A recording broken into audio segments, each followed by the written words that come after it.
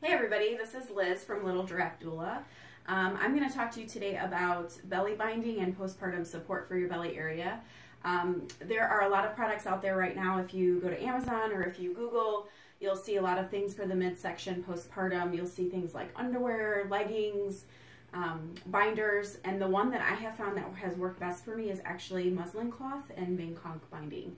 What I have found is that it helps support my midsection, it helps support my lower back, and it also helps support my hip area. I had a 9-pound, 10-ounce baby delivered posterior, so I have a lot of pelvic floor pain, and this helps support it so that I'm not in as much pain. I'm about 3 weeks postpartum, so you can see I still have my postpartum belly, and I wanted to show you how you can do a self-wrap. A lot of times postpartum doulas like myself will come in and show you and your partner how to do it together, but realistically your partner's probably going to go back to work and you may be home alone quite a bit, and wrapping yourself in the first few weeks after delivery is going to really support your midsection. I would really recommend making sure that you talk to your care provider before you wrap yourself.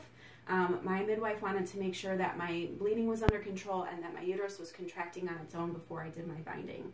So you want to start with muslin cloth. This one is 12 yards. I would actually recommend doing 15 to 17 yards. I'm a short person. I'm 5'2", and my pre-pregnancy size is about a 6 or an 8. But even though I have a short torso, I found that this was almost too short in a lot of my wrapping experiences, and I've gotten a little better with it. So you want to start with your wrap actually rolled like this. I find that this helps me get the tightness that I'm looking for.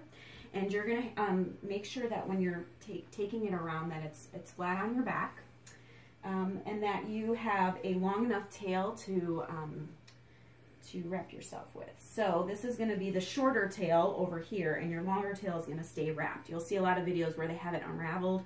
I find that that is a little bit more cumbersome and harder for me to get the tightness. So I'm going to turn around here and you'll see it's pretty low on my back area. And when I start my wrap, I'm going to actually start right above my pubic bone, and low enough so that I can really get below my belly area. Sometimes I start up too high and then I notice there's a lot poking through on the bottom. So when I start here, I'm going to take this short tail, and actually I'm going to make it a little bit longer, and wrap it. I'm going to make sure that it's really tight and taut, and I'm going to come down around it and pull tight. This is where it's going to get tricky for me to talk, because I'm going to have this between my teeth a good chunk of the time, but I will stop and pause and kind of walk you through what I'm doing each time. As I wrap this, I'm going to pull this around to my right. I'm right-handed. If you're left-handed, you can try in your left hand. Trying to keep this really tight and really taut, and keep it in my teeth to hold it in place. And then this section, you'll see as I'm wrapping, I'm keeping it really close to my body and really tight as I go.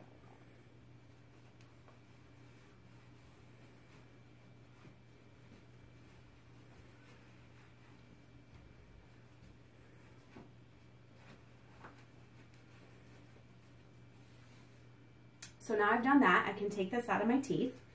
And this is where having a mirror is really good, because I want to make sure that my knots that I'm making are close together.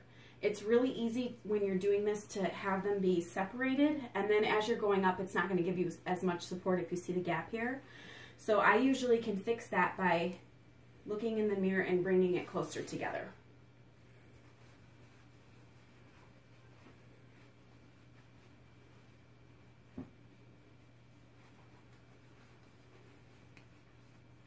As I'm wrapping here, you're going to see that I'm actually overlapping quite a bit on top of each layer, just to make sure that I'm getting all the support that I need.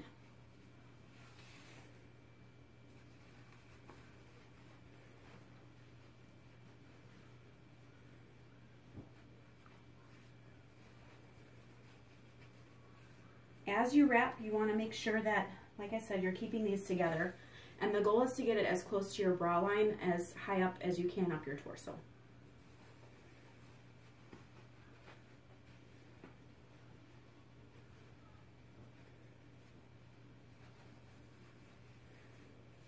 This definitely takes practice. This is the second time that I'm binding. I bound with my second birth, and this, I just had my 3rd birth, so it's a little bit easier this time, although there was a learning curve, and a little bit like riding a bike, you had to do it a few times to practice to make sure that that my binding was tight enough and that it was that my knots were close together like this.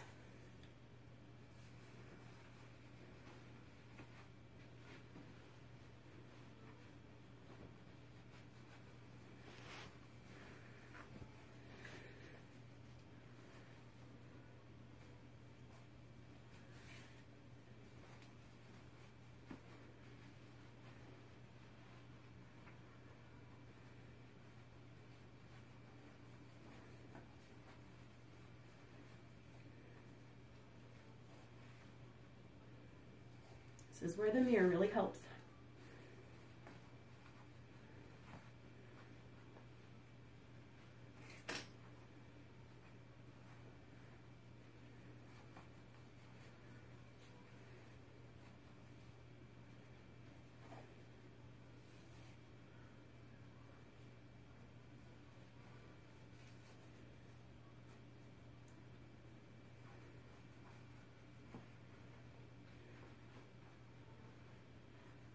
If you were doing this with a partner, your partner would actually be taking this wrap and wrapping it around you.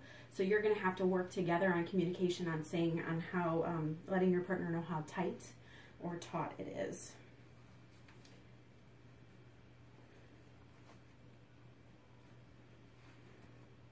So now you can see I've done most of my wrap, and this is probably the base of my bra line. So I still have a little bit more of a gap than I would like. This is 12 yards, and I ideally would like to see 15 to 16 yards in somebody with my stature. So I was pre-pregnancy about 130 pounds. I gained close to 40 pounds with my pregnancy. I'm 3 weeks postpartum. My belly has definitely shrunk a little bit, but I still do have some distended abdomens and, you know, still some shrinking to do. So even with 12 yards, I'm able to get up pretty high, but I would like to see it higher. So I'm going to have to stop here, which is fine. It's, you know, it's going to do the trick to definitely support my hip area, which is where that pelvic discomfort starts. And basically you knot it. You're going to want to knot it twice. And you can either at this point tuck it in. I find that to be a little bit uncomfortable, so I like to do a cute little knot. And then that's it. You want to take into consideration what you're wearing. You want something, if you're nursing, you want something that you can pull down. So that way you're not having to lift up your shirt. And you also want to consider your pants that you're wearing. So I'm wearing pregnancy pants right now with the belly band. So right now if I needed to use the bathroom, I would have to unwrap everything. I did just use the restroom before I started, so now I have a good 2 to 3 hour window of wearing this. I would recommend having a second wrap handy, just so that if you do have to, for some reason, unwrap, you're not having to rewind it, wind it back up before you readjust it, and it's just a little bit easier for wear and tear and things like that. So let me know if you have any questions.